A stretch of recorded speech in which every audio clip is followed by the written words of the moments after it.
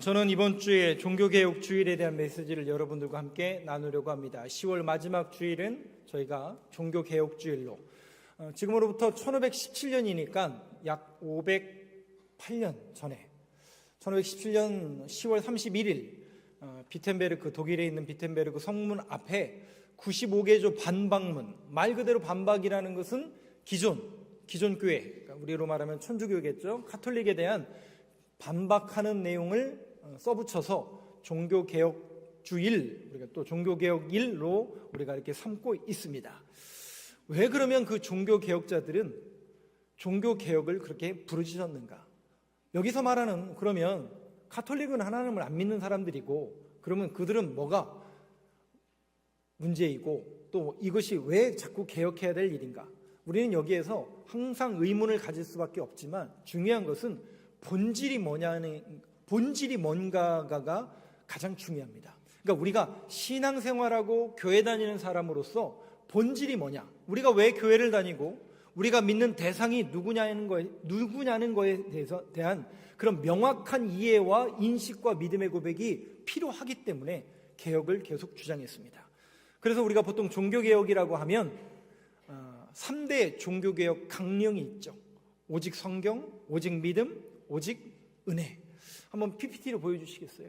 그래서 우리가 종교개혁자들이 그러면 하나님을 부정하고 교회를 부정한 게 아니에요. 다 엎고 갈아엎자, 그게 개혁이 아니에요. 개혁은 항상 본질로 돌아가자라는 겁니다. 부흥은 사람이 늘어나는 게 아니라고 말씀드렸죠. 부흥은 뭐가 부흥이라고요? 다시 일어나는 걸 부흥이라고 했습니다. 내려놓았던 예배의 자리를 회복하는 걸 부흥이라고 하고, 내려놓았던 찬양과 기도를 회복하는 걸 부흥이라고 이야기하는 것처럼, 개혁은 새로운 걸 하자, 갈아엎자, 그게 개혁이 아니에요. 그것을 우리는 혁명이란 말로 쓰지만 교회에서는 혁명을 하지 않습니다. 개혁은 본질로 돌아가자입니다. 본질이 뭐냐? 오직 성경. 그러면 오직 성경을 주장했다는 것은 성경적이지 아니했다라는 것이죠. 그래서 성경의 가치를 다시 세우자. 두 번째 한번 보여주실까요? 같이 읽어보겠습니다. 시작. 오직 은혜. 누구의 은혜요? 우리의 은혜가 아니라 하나님의 은혜. 하나님의 은혜로 우리는 신앙생활하는 것이다. 세 번째 한번 보여주실까요? 같이 읽겠습니다. 시작. 오직 믿음. 그렇습니다. 그럼 그 믿음의 대상은 누군데요? 성경에서 우리에게 은혜를 주시는 예수 그리스도를 믿음으로 우리가, 근데 여기 보면 영어가 아니라 저게 라틴어입니다. 그 당시가 라틴어를 썼기 때문에, 중세시대였기 때문에 라틴어로 솔라피데, 오직 믿음, 이렇게 이야기합니다. 의인은 믿음으로 말미암아 구원을 얻는다라고 말씀하신 성경 그대로인 거죠. 그런데 이것은 이제 보통 종교개혁자들이 주장했던 세 가지인데, 여기에 두 가지가 더 있습니다. 조금 이제 종교개혁자들이 같이 일어난 게 아니라 시간의 순서마다 다 다른데, 조금 늦게 일어난 사람이 누구냐면 프랑스의 장 칼뱅이라는 사람입니다. 우리가 보통 장로교를 창립한 인물로 내는 종교개혁자입니다. 그 장 칼뱅은 두 가지를 여기다 더 이야기합니다. 한번 보여주실까요? 네 번째, 같이 읽어보겠습니다. 시작. 오직 그리스도. 그러니까 성경과 은혜와 믿음은 그 대상이 오직 그리스도다. 예수 그리스도를 우리가 믿음으로 우리가 교회를 다니는 사람들이다. 다섯 번째 보여주시죠.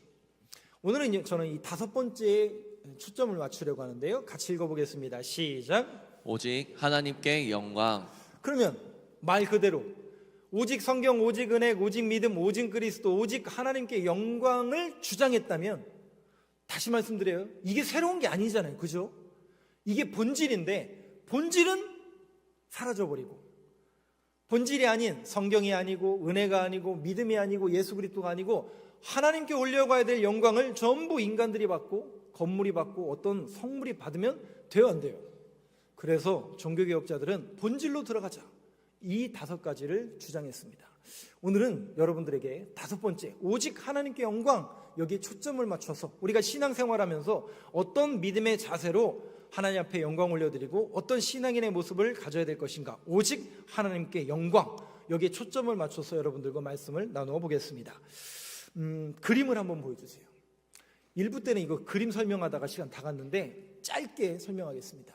누구의 그림이냐면 서머나교회 담임 목사님인 폴리카베라는 목사님입니다. 자, 이 당시는 AD 69년이니까 1세기에 1세기, 그리고 이제 막 예수님으로부터 직접 말씀을 들었던 사도, 그 사도들이 죽고 그 사도들로부터 훈련받은 사람을 우리는 교부라고 합니다.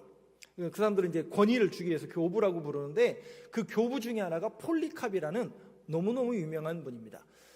지금의 터키 이즈미르라는 곳을 여러분들이 가시는데, 그 에베소 유적지 그 옆에 보면 서모나라는 곳의 담임 목사님이 바로 이분입니다. 이 폴리캅이라는 분입니다.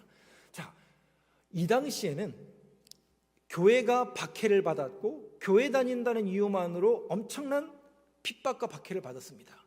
그런데 이 당시에 교회 담임 목사님의 조건이 있었어요. 지금도 담임 목사님 조건이 있어요, 없어요?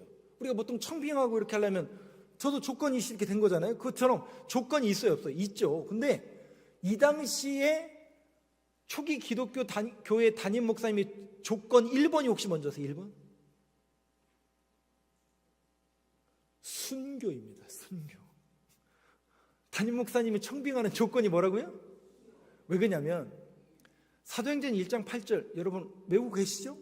성령이 너에게 임하면 너희가 권능을 받고 온 유대와 예루살렘과 사마리아와 땅끝까지 이르러 내 증인이란 단어를 우리는 영어 성경에 위트니스로 번역을 하는데, 이 위트니스는 원래 마이티어, 원래 마르티스라는 헬라어에서 왔어요. 근데 그 증인이 아니에요.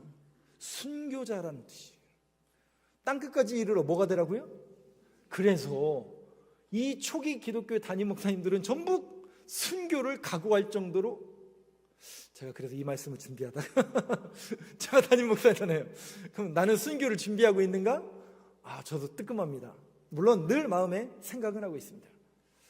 근데 이 당시는 순교가 가장 큰 영예였고 영광이었어요.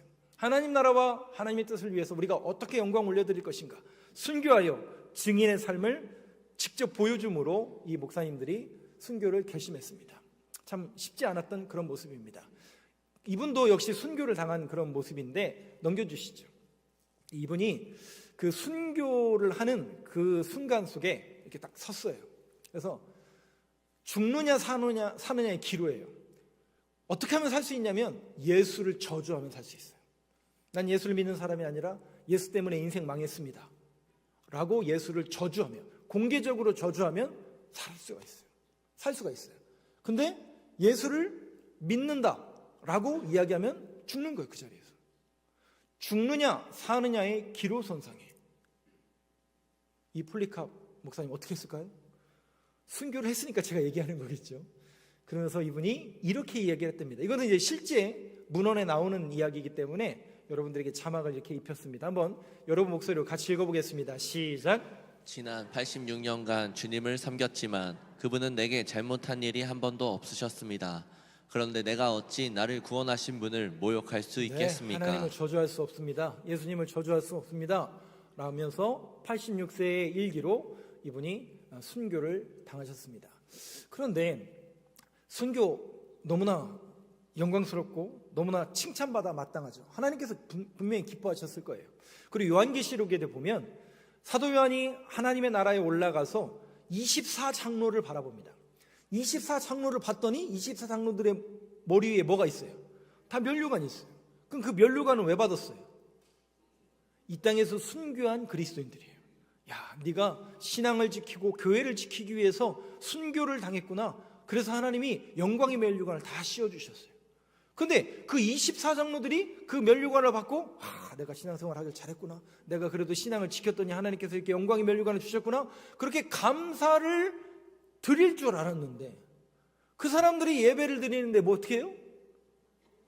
그 면류관을, 그러면 그 면류관을 왜 받았다고요? 자기가 이 땅에서 순교를 결심하고 신앙을 포기하지 않아서 하나님께서 상을 주셨는데 그 상의 영광을 전부 누구에게 돌려요? 어린 양에게 돌리더라고요. 예수 그리스도한테 돌리더라고요. 하나님께 영광을 올려드린다. 내가 이렇게 신앙생활 열심히 하고 내가 신앙생활 이렇게 잘하고 이렇게 순교할 수 있었던 것은 내 공로 내 능력이 아니었구나. 예수 그리스도께서 나를 도와주셨고 그렇게 순교도 할 수 있도록 인도해 주셨구나라고 해서 하나님 앞에 영광을 올려드리더라는 거예요. 근데 사람은요, 너무 웃긴 게 이 그림이 너무너무 중요해서 이 사람의 업적과 이 사람을 기념하기 위해서 이 사람의 이름을 널리 알리고 이 사람의 그림을 널리 알리다 보니까 이 사람의 모양을 만들고 이 사람의 그림이 곳곳에 막 붙고, 다시 말씀드려요, 기념하는 것 잘못된 거 아니죠. 이 사람들을 칭찬하는 것 잘못된 것 아니죠. 근데 사람은 정확하게 제가 늘 말씀드리는 것처럼 성경에 보면 인간을 어떻게 정의하고 있냐면 만물보다 거짓되고 부패한 것이 인간의 마음이라. 그래서 제가 늘 말씀드리지만 인간은 믿을 존재가 아니라고 말씀드리는 이유가 거기에 있습니다. 아무리 좋은 의견, 아무리 좋은 환경, 아무리 좋은 의도와 목적이라 할지라도 어느새 의도와 목적은 변질돼 버려요. 그래서 그림이 숭상돼요. 그래서 그림을 사서 그림을 집에다 걸어놓고 우상 만들어서 폴리카 같은 모양 만들어가지고 이 사람을 본받자. 근데 어느 날 그 사람 앞에 절하고 있고, 그것이 종교개혁의 시발점이 됩니다. 이건 아니지 않냐. 우리는 오직 성경, 오직 믿음, 오직 은혜, 오직 그리스도, 오직 하나님께 영광을 올려드리는데 사람한테 여러분 폴리캅이 이걸 기대하고 그렇게 했을까요? 내가 이렇게 칭찬받을 거 기대하고 순교했을까요? 아니라니까요. 전혀 인간의 의도와 달라요. 근데 인간이 자꾸 눈에 보이는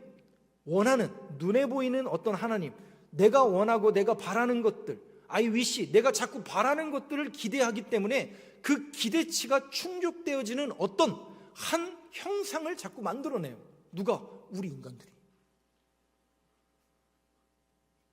그래서 그런 의도와 전혀 상관없이, 그래서 이 사람들이 처음에는 복자라고 그랬어요. 아, 복된 사람이다. 근데 어느 순간 이 사람들의 이름이 더 올라갔어요. 성인의 반열에 거룩한 사람들이다. 이건 하나님이 원하시는 하나님의 뜻이 아닐 겁니다. 또 하나 볼까요? 그림을 넘겨주세요.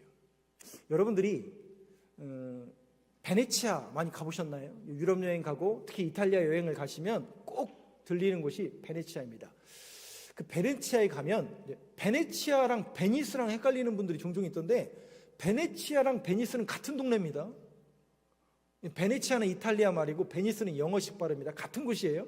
근데 그 베네치아에 가면 엄청나게 큰 광장이 있어요. 거기가 성 마르코 광장이에요. 그리고 그 마르코 광장 앞에는 저 성 마르코 성당이 있습니다.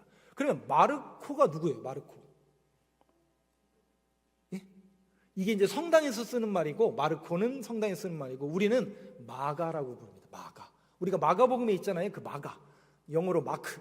그 마가의 유해가 있는 곳에, 그러니까 베네치아에다 그 유해를 갖다 놓고 거기다 교회를 세웠다고 해서 성마가 성당입니다. 그런데 여기가 약 AD 900년경에서 1000년경에 지어졌는데, 이 베네치아 사람들이 상인이잖아요.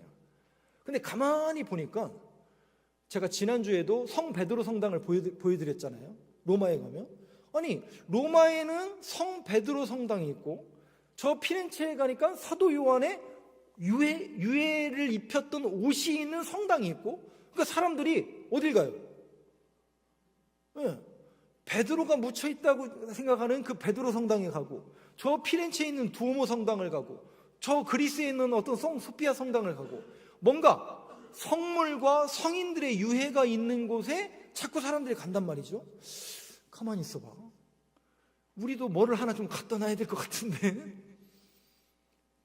그러면서 무슨 일이 벌어지냐, 세계사, 이 실제 있는 이야기예요. 이 이제 베네치아는 지중해 저 북쪽에 있죠. 저 남쪽은 이집트입니다. 이 남쪽 지역이 이슬람에 의해서 전부 점령을 당하는 거예요. 이슬람에 의해서 점령을 당하니까 그곳에 있었던 교회들이 계속 핍박을 당하고 교회에 있는 물건들이 다 도난당합니다.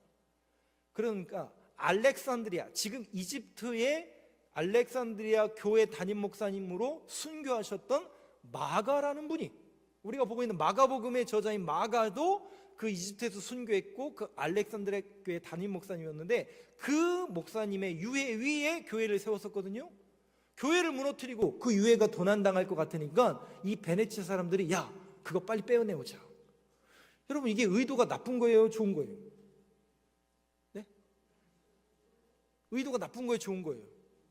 어차피 이슬람에 의해서 교회가 무너지고, 지금 우리식으로 말하면 저 중국에 지금 교회 막 예배 드리고 있는데 갑자기 무너뜨리고 모르세요, 여러분? 이렇게 기독교 예배 드리고 있는데 저 밖에서 기중기로 막 무너뜨린다니까요. 사람 있든지 말든지. 지금 2025년 현재 기독교가 그렇게 교회가 공격당하고 있어요. 2000년 전에도 이슬람에 의해서 그렇게 공격을 당한 거예요. 그러니까 이 베네치아 사람들이 야, 그 유해를 빨리 빼내오자. 근데 이제 들킬 것 같으니까 그 유해를 훔쳐가다가 이슬람 사람들이 안 먹고 안 건드린 게 뭐냐면 돼지고기를 안 건드리잖아요. 그래서 그 돼지고기 창자에다가 그 유해를 싸서 갖고 왔다는 전설이 그 성 마가 유해입니다. 그걸 갖다가 베네치아에다 갖다 놓고 거기다가 마가의 유해 위에 교회를 세웠다라고 해서 성 마르코 성당입니다. 다시 말씀드려요. 제가 유럽 여행을 금지해라, 저런 데 가서 사진 찍지 말라, 절대 아니에요. 저는 오히려 독려하고 권장합니다. 제가 뭐 여행 경비는 못 드려도 가서 사진 찍으시고 저런 곳에 가서 어떤 의미가 있는지를 여러분들이 생각하는 건 중요합니다. 그런데 의미 이상은 두지 마세요. 사람들은 어떤 눈에 보이는 것에 자꾸 마음을 뺏겨버려요. 그러다 보니까 조금 더 화려하게, 조금 더 멋지게 그림을 또 보여주세요. 그 다음 그림. 그래서 이 마가의 유해를 갖다 놓고 이렇게 치장을 합니다. 중간에 보면 사자 그림이 있어요. 날개 달린 사자예요. 근데 왜 날개 달린 사자의 형상이냐면 마가복음 자체를 사자복음이라고 주장했어요. 그리고 그 사자가 입에 물고 있는 게 마가복음이에요.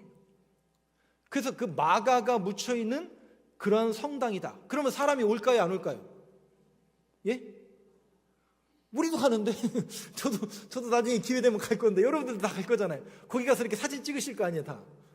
찍으라시라니까요. 아, 그리고 마가 유해가 여기 있구나. 근데 여러분, 그 이상이 아니에요.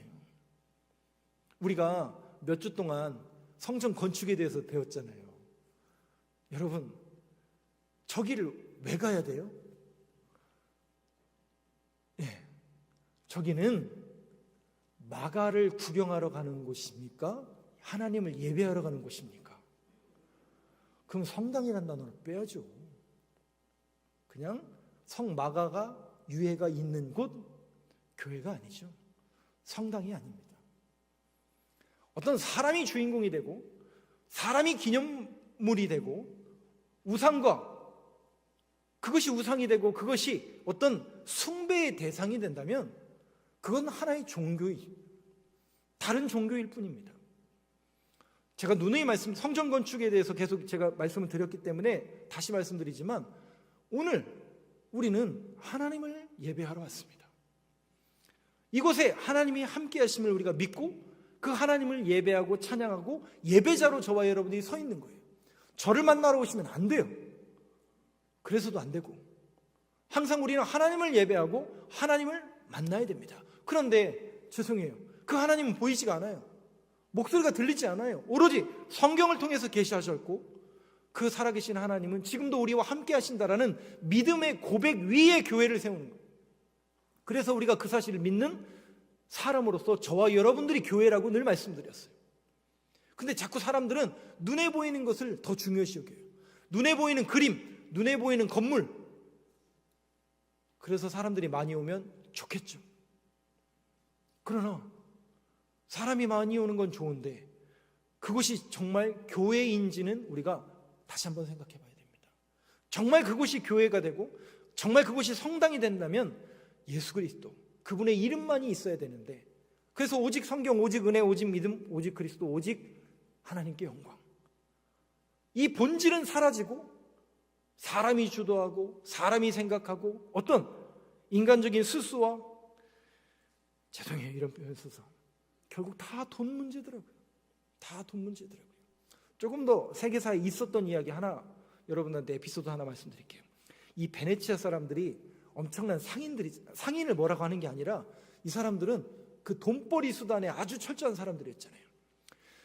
4차 십자군 전쟁이 1204년 4월 13일 날 출정을 합니다. 근데 이 4월 달에 출정을 해요. 십자군 전쟁이 뭐예요? 십자군 전쟁이 이슬람 세력을 몰아내고 성지를 찾자는 전쟁이 십자군이에요. 근데 그 4차 십자군 전쟁은 차마 역사에서 기록하기가 너무 참담해요. 그런데 알 건 알아야죠. 이게 기록이 남아 역사니까. 1204년 4월 1일 날 베네치아에서 십자군들이 4차로 떠납니다. 그런데 이 베네치아 사람들이 배를 제공한 거예요. 근데 아무리 봐도 로마 교황청에서 돈을 안 줄 것 같은 거예요. 돈을 안 줄 것 같으니까 이 사람들이 배를 제공했던 베네치아 사람들이 돈을 받을 수 없으니까 중간에 항해를 멈춰버렸어요. 그럼 어떻게 해요? 어떻게 해요? 돈을 안 줄 것 같으니까 멈춰버렸어요. 그거 어떻게 해요? 그래서 타협을 하는 거예요. 누구랑 타협하느냐?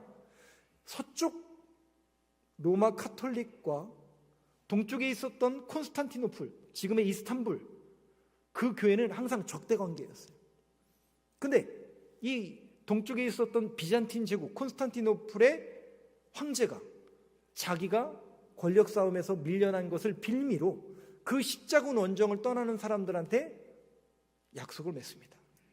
너희들이 와서 콘스탄티노플을 점령해서 나를 황제로 세우면 그 콘스탄티노플을 약탈해도 내가 눈 감아주겠다. 그래서 1204년 4월 13일 3일간 콘스탄티노플이 기독교 성읍이 기독교인들에 의해서 철저하게 약탈, 강간, 방화가 3일간 일어납니다. 생지옥이 벌어졌어요. 그래서 이 날을 계기로 동쪽 교회와 유럽의 서쪽 교회가 갈라섭니다. 그래서 여러분들이 아시는 동방 정교회, 러시아 정교회, 그리스 정교회 들어보셨죠? 정교회? 정교회로 동쪽은 분리가 되고 서쪽은 로마 카톨릭으로 분리가 되는 결정적인 사건이 이 베네치아 상인들이 저지른 만행입니다. 결국 이것도 돈 문제였어요. 제가 이 역사를 보면서 마음이 너무 아파요. 결국 하나님의 일이라고 하나님 영광 전혀 관심 없어요. 하나님을 찬양하고 예배해야 될 그런 사람들이, 하나님을 위해서 성전을 치러야 될 그 사람들이 기독교인들을 범죄의 대상으로 삼고 말도 안 되는 일들을 벌였던 기독교의 참혹한 역사입니다. 이런 역사가 반복하지 않으려면 여러분 우리 신앙인들이 깨어 있어야 됩니다. 그리고 다시 본질로 돌아가야 됩니다. 오직 성경, 오직 믿음, 오직 은혜, 오직 그리스도, 오직 하나님께 영광. 이 개혁의 의지가 사라지면 여지없이 인간의 마음이 치고 들어오고, 인간의 마음이 치고 들어온 곳에는 결국 만모니즘, 돈이 그 주인공이 되더라고요. 사랑하는 성도 여러분, 오늘도 여러분들이 종교개혁주의를 맞이해서 우리가 신앙인으로서 무엇을 붙들고 무엇을 붙잡고 무슨 신앙생활을 해야 될지에 대해서 여러분 스스로 한 사람 한 사람이 점검해 볼 수 있는 귀한 시간 되길 간절히 소망합니다. 제가 주보에 그 할로윈 데이에 대해서 약간 기록을 했어요. 할로윈 데이가 10월 30일 그리고 11월 1일인데 안타깝게도 이 원래 할로윈 데이는 여러분 우리나라도 요즘에 할로윈 데이 많이 하잖아요. 그럼 할로윈 데이 뭐예요? 애들이? 사람들이? 변장하잖아요. 기괴한 변장. 그게 이유가 있어요. 원래 이게 저 북쪽에 있는 켈트족의 유산이에요. 그래서 그 날은 그 사람들의 달력으로 10월 31일이 무슨 날이냐면 한 해의 마지막 날이에요. 그래서 한 해의 마지막 날은 악령이 사람 세계에 내려와서 악한 사람들을 잡아간다 생각을 했던 거예요. 그런데 그래서 밖에 돌아다니면 안 된다 이렇게 생각했던 거예요. 그런데 악령의 분장을 하고 있으면 너도 악령이구나 라고 해서 안 잡아간다라고 해서 그렇게 변장한 게 풍습이 된 거예요. 그게 할로윈 데이예요. 근데 11월 1일이 무슨 날이냐면 성인을 기념하는 성일의 날이에요. 카톨릭에서 아까 순교한 사람들을 기리는, 수백 년 동안 순교한 사람들을 기리는 사람을 기념하는 날이 됐는데 어느 순간부터 사람을 기념하는 날과 이 할로윈 데이가 겹쳐버렸어요. 어떻게 하면 좋죠? 그러니까 결국 원래 본질과는 전혀 의도와 상관없이 결국 자꾸 이상한 쪽으로 방향이 흐트러지더라는 것이죠. 그래서 종교개혁자들은 한결같이 얘기하는 겁니다. 아니야, 사람이 영광을 받아서는 안 돼. 사람에게 영광을 돌려서는 안 돼. 오로지 모든 영광은 누구에게? 하나님께. 안타깝게도 저 북쪽은 누구에게 영광을 돌려요? 장군님께 충성, 대를 이어서 충성. 아니 세상에 사람에게 사랑하는 성도 여러분, 사람에게 영광 올려드리는 게 아니라 항상 우리는 하나님께만 영광 올려드리는 저와 여러분 되길 간절히 소망합니다. 물론 그분들을 기념하는 것이 잘못된 건 아니에요. 그리고 그분의 신앙들을 본받는 것은 아주 중요합니다. 제가 이 말씀과 성전 건축에 대한, 솔로몬의 성전 건축에 대한 설교를 준비하면서 제가 마음으로 좀 많이 찔리는 게 좀 있어서 고민을 저도 지금 많이 하고 있습니다.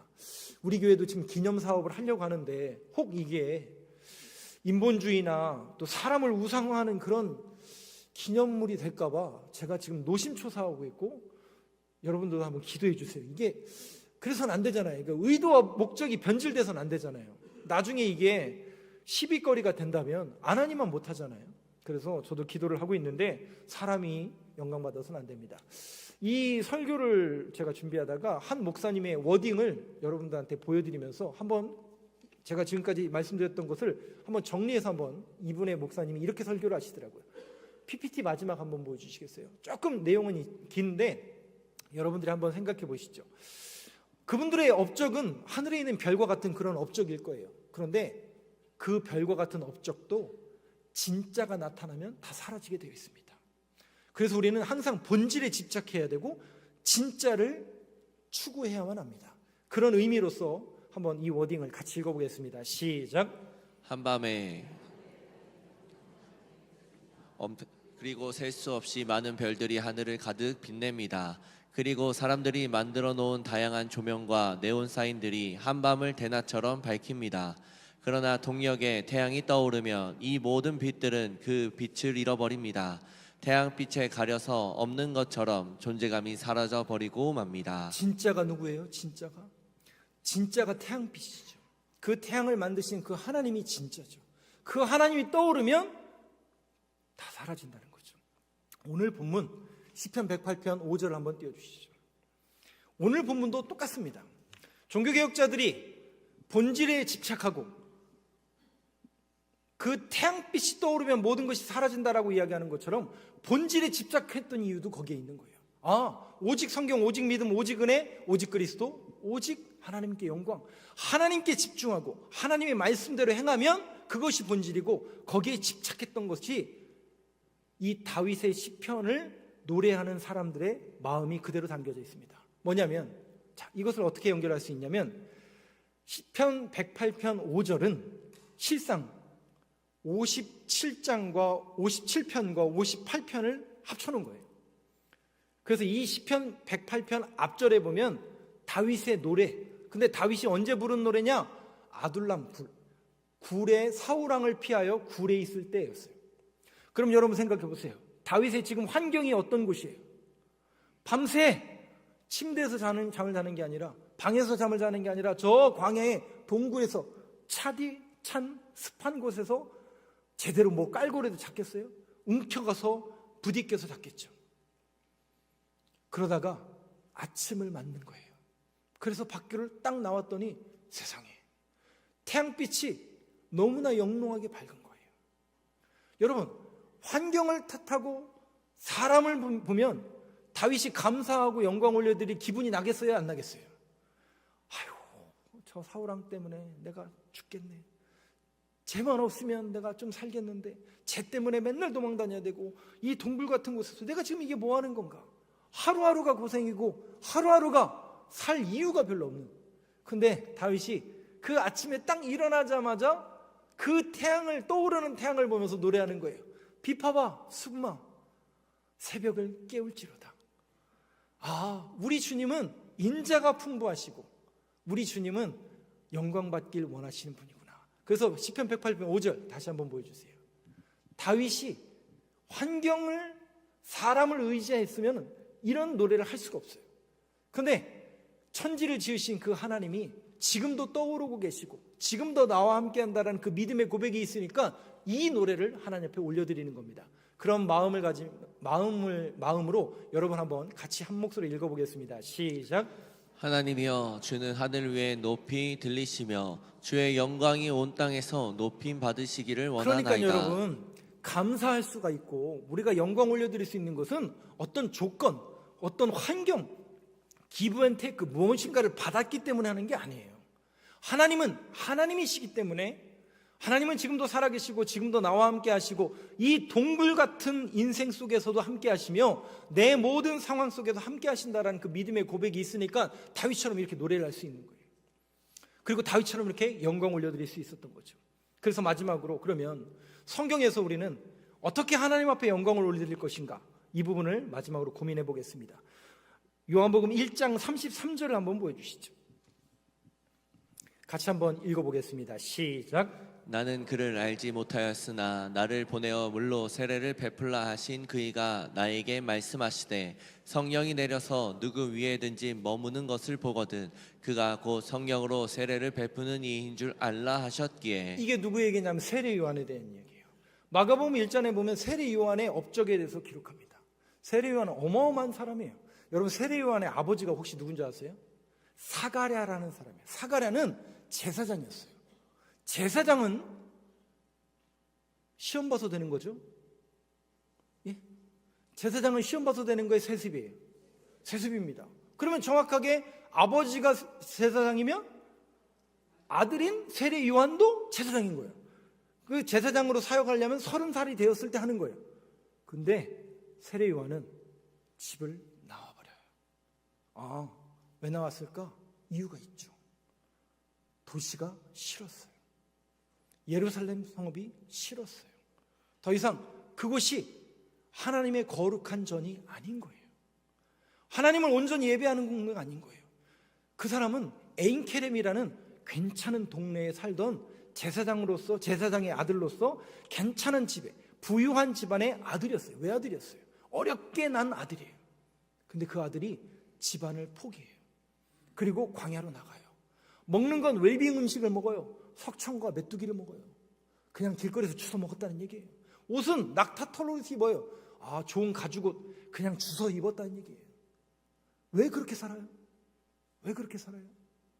자기의 사명이 뭔지를 정확히 깨달았어요. 나는 광야에 외치는 소리다. 누구를 예비하기 위한, 오실 예수 그리스도를 예비하기 위한 광야에 외치는 소리니 그 광야에 외치는 소리로 살다 죽으면 된다 라는 그 신앙 고백을 가지고 이 세례 요한은 매일같이 선포했던 거예요. 그랬더니 사람들이 그 소리를 듣고 너나할 것 없이 그 요단강으로 몰려오는 겁니다.